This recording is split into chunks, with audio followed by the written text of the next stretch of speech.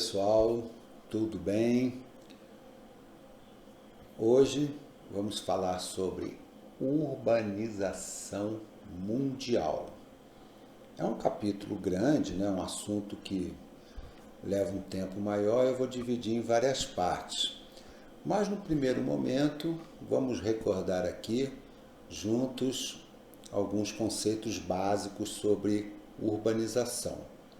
Em primeiro lugar, a urbanização ocorre num país, num continente, enfim, quando a população da cidade tem um ritmo de crescimento superior à população do campo.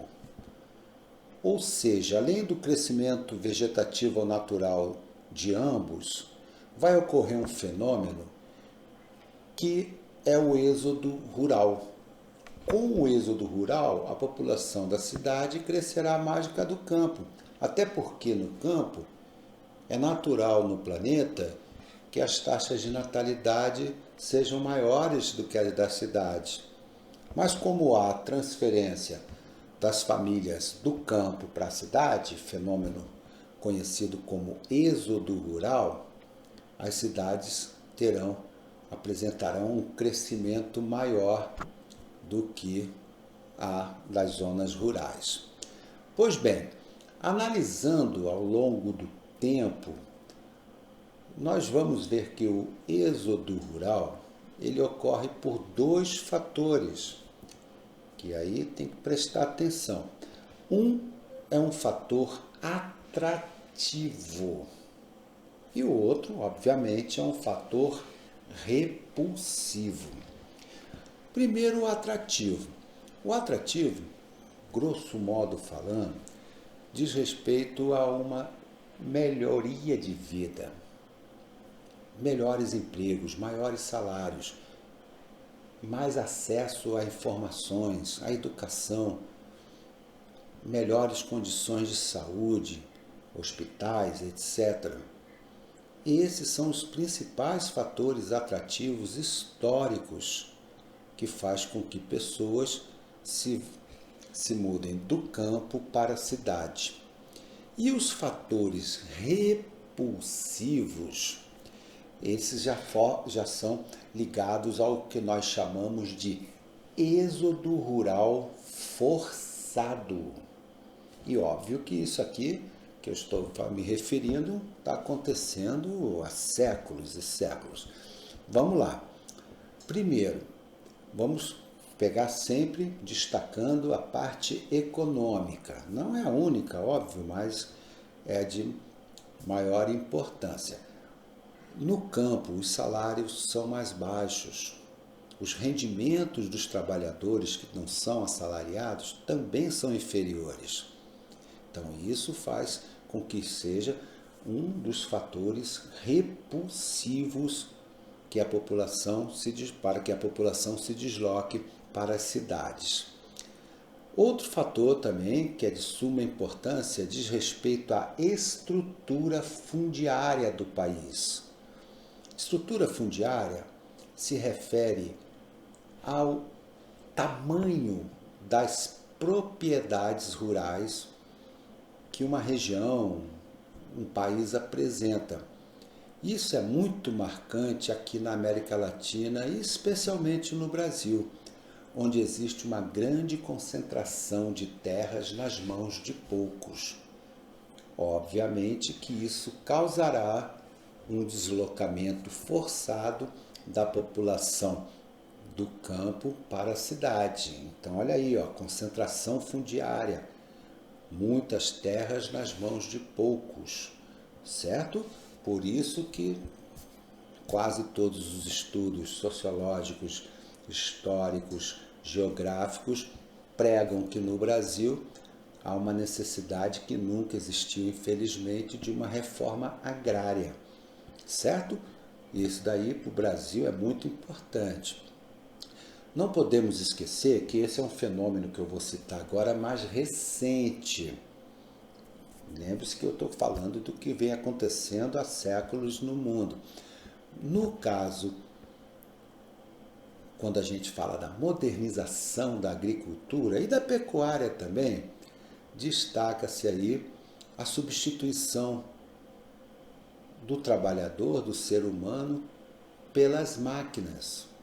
E isso, obviamente, que também vai ser um fato importante para o deslocamento para as cidades das famílias. O ser humano perde emprego para a máquina. Isso aí é um desemprego estrutural, que é muito marcante em alguns países, especialmente aqueles que estão com uma agricultura modernizada recentemente, que é o caso do Brasil, que a agricultura do Brasil se modernizou com força mesmo nos últimos 50 anos. Então, essa troca de tecnologia pela mão de obra humana também é responsável pelo êxodo rural. Tudo bem, pessoal? Olha, as cidades, elas existem há 5.000 anos. As primeiras estavam lá na Mesopotâmia, Babilônia e tal. Agora, o que acontece? Vai havendo uma evolução. E esses números também são importantes para nós aí analisarmos o contexto total. Veja bem, na primeira revolução industrial que aconteceu no século XVIII, lá no finalzinho do século XVIII, apenas 3% da população do planeta vivia nas cidades. Um número inexpressivo. Ou seja, 97% dos habitantes do planeta naquele período eram de população, eram populações, né, rurais, eram pessoas do campo. E com a industrialização, houve então, primeiramente nos países desenvolvidos, uma urbanização durante o século XIX. Inglaterra, França, Alemanha, Itália, Bélgica, Holanda, Estados Unidos, Japão. Ou seja, aqueles países, a relação que tem que ser feita é com aqueles países de industrialização clássica ou antiga. Como houve uma melhoria de vida dos padrões dos salários, as pessoas foram para as cidades. Mas é importante lembrar que houve também, nesses países, um êxodo rural descontrolado. E nem todas as pessoas no século XIX e início do século XX que chegavam nas cidades tinham boas condições de vida. Muito pelo contrário.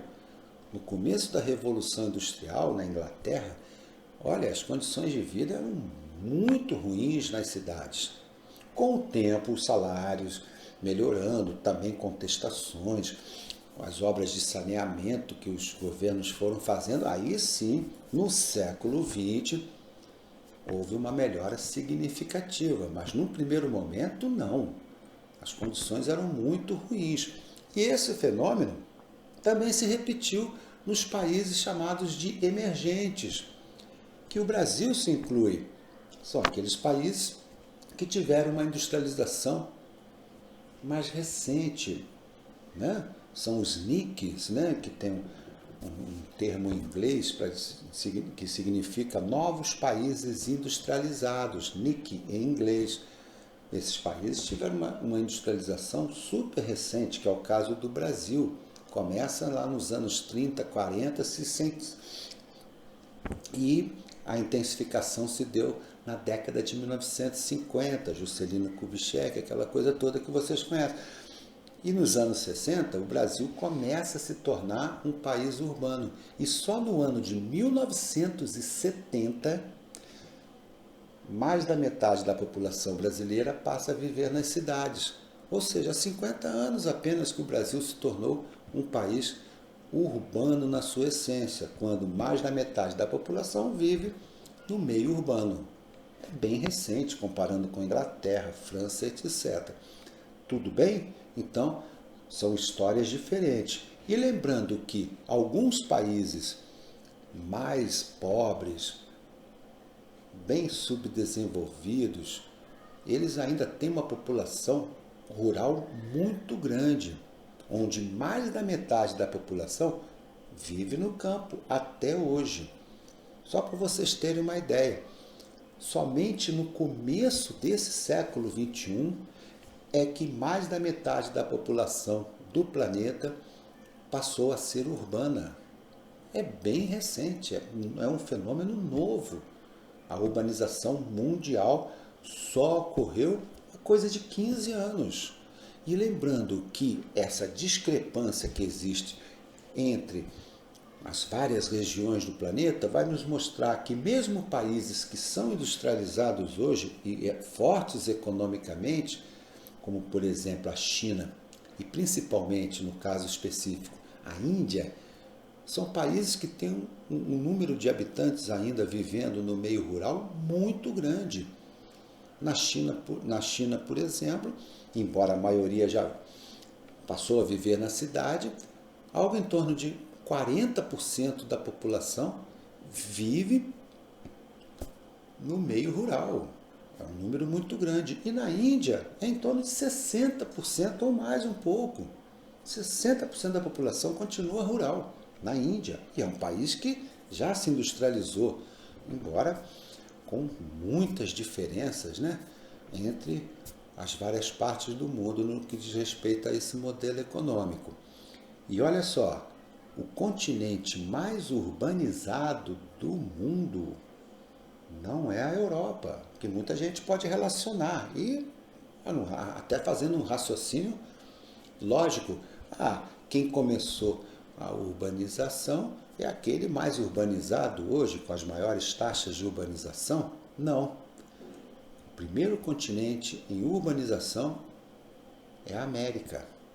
A América do Norte em primeiro, com algo em torno de 82% na América do Norte, Estados Unidos, Canadá e México, 82% de população urbana, e a América Latina com 80%. A Europa tem aproximadamente 75%, 76% de população urbana. Ou seja, a América Latina, sozinha, se fosse estudar, supera a Europa em urbanização. No Brasil, hoje, os dados estão um pouquinho defasados, porque o censo provavelmente não vai sair.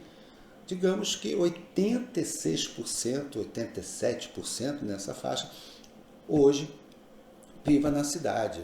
São pessoas ligadas ao meio urbano. Tudo bem? Então, estamos falando de números. E os continentes com as menores taxas de urbanização? A África, que é o menor de todos, e a Ásia. A Ásia ainda tem uma população rural muito grande. Como eu falei, a Índia, a China, né? Países muito populosos que ainda têm também muitas pessoas que continuam vivendo no campo. Salvo algumas exceções, como o Japão, né? Coreia do Sul, Singapura. Singapura é uma cidade-estado, 100% de população urbana, só para dar um exemplo. Tudo bem? Então, pessoal, é isso aí, ó. Se ligar nessa evolução, prestar atenção nos números, sempre tem uns peguinhas aí que acaba atrapalhando, umas casquinhas de banana que, se a pessoa não prestar atenção, vai escorregar e cair. Olha só, quando a gente fala de cidade, nós temos que lembrar que existem várias definições para essas aglomerações urbanas.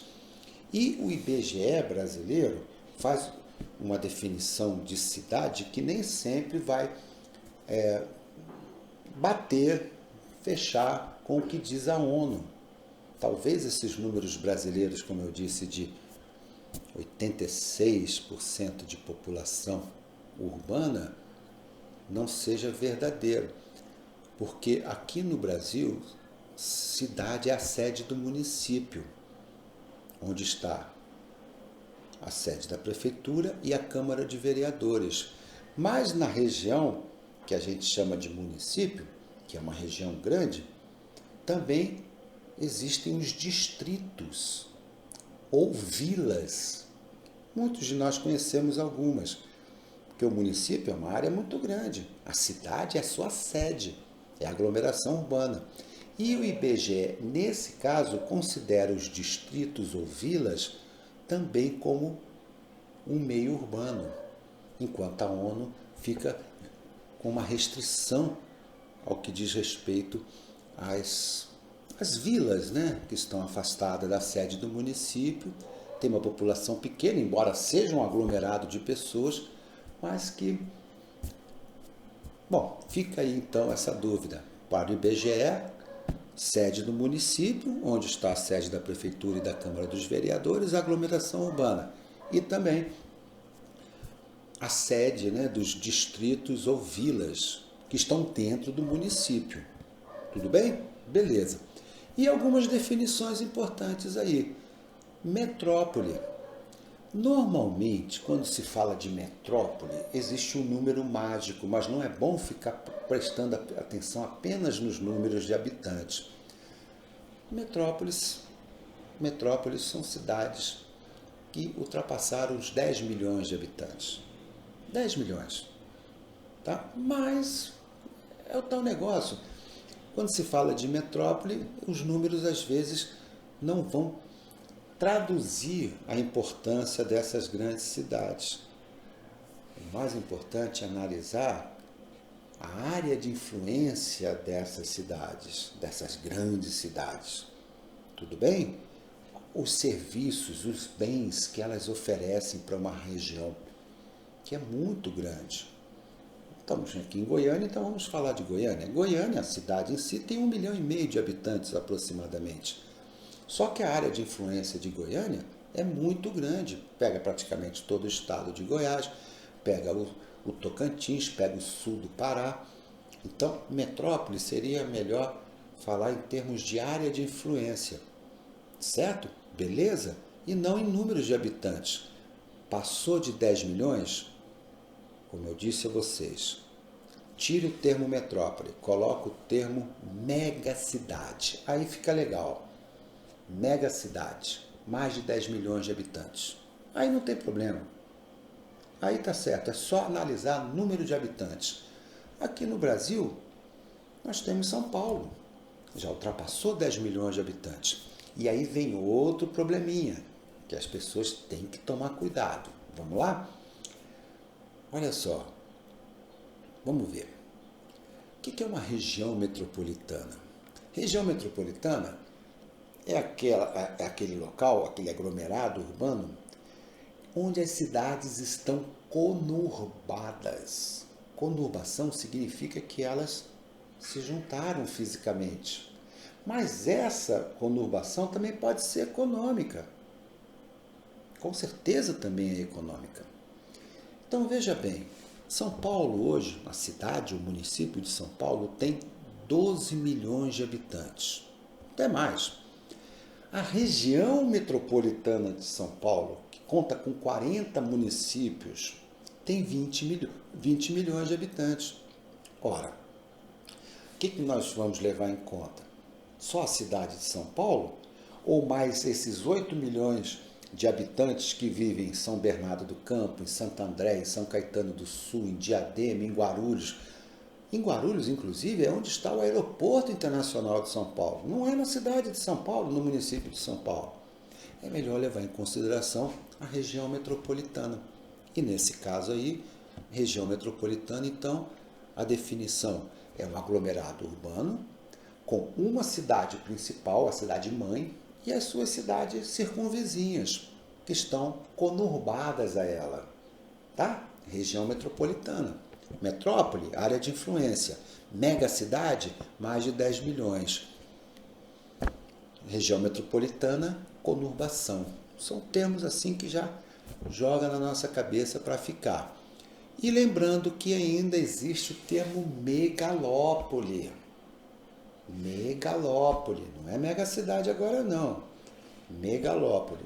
No caso de megalópole, a gente vai destacar que é uma área polarizada por duas ou mais metrópoles, e nessa área de interação econômica, de fluxo de pessoas e capitais, enfim, informações, nós temos centenas de cidades médias e pequenas que estão dentro dessa rede de interação hierárquica.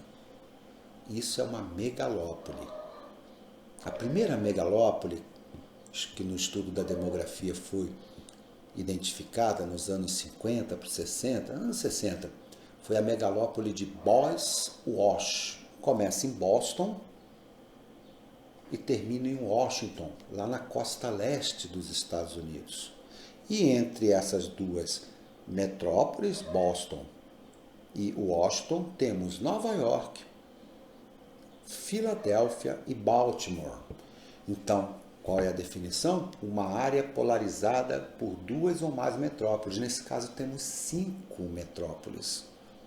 Uma região muito dinâmica, como eu disse, com grandes fluxos de capitais, de informações, de mercadorias, enfim, uma rede de transporte maravilhosa. Para que aconteça isso, megalópole. Existem outras.